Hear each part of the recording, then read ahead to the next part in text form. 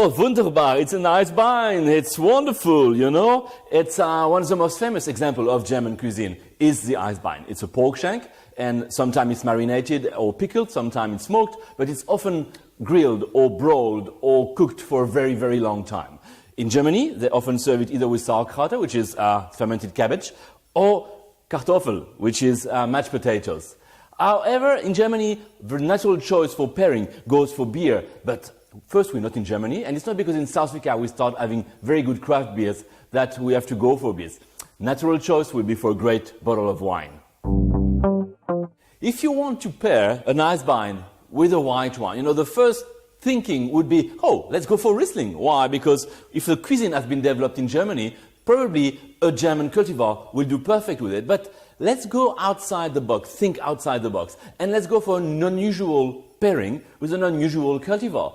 I've been selecting Viognier, but not every Viognier would do the trick. You know, Viognier very often it's very ripe, very peachy, very apricotty. That will not go with the Eisbein. We need something more steely, more refined, more mineral. And that's why I've been selecting the Creation Viognier 2015.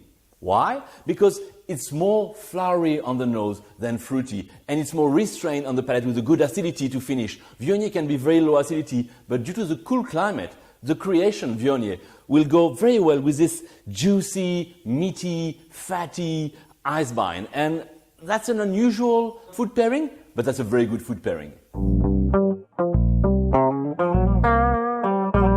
There is no conflict of interest. I love Pinot, I will talk about Pinot, but hey, everybody should love Pinot. So let's talk about the Eisbein. You know, for many people, pork means fat, but because it's slow cooked, slow roasted, for hours, the Eisbein meat is actually very lean on the palate, which means you can afford something more elegant with it. That's why I've been selecting a Pinot Noir. A Pinot Noir from Benguela Cove, 2014. It's from Walker's Bay. Why? You got all this red berry, blackberry, almost slightly cooked strawberry jam, and the medium body is not overpowering the Eisbein, which makes it a very good match with it. And it's Pinot. Pinot could go with almost everything, but makes the Eisbein very delicate.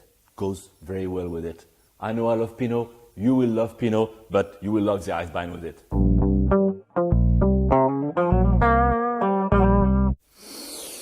I wish you could smell that. This is wunderbar. This is wonderful, the smell of the Eisbein. Why? Because the Eisbein has been cooked and roasted for hours. So it's been developing a spiciness, a sweetness, a caramelized lingering aftertaste, which is unique to this long roasted pork. So as a third option, I've been selecting a Syrah 2012 from Graham Beck, The Ridge. That's the top of the range. It's a very intense wine, but beside this very red fruit on the palate and its massive body, it's got a slight smokiness, like a smoky spiciness, that's actually matching the profile of the Eisbein so perfectly. And that's what food pairing is all about, trying to match and compare and find in the wine and in the food something, a common link. That's what we're having with this Syrah 2012. Miss Piggy, Miss Piggy, Miss Piggy, is that you? You know, it's coming from a frog, so it might be my old friend in my plate today.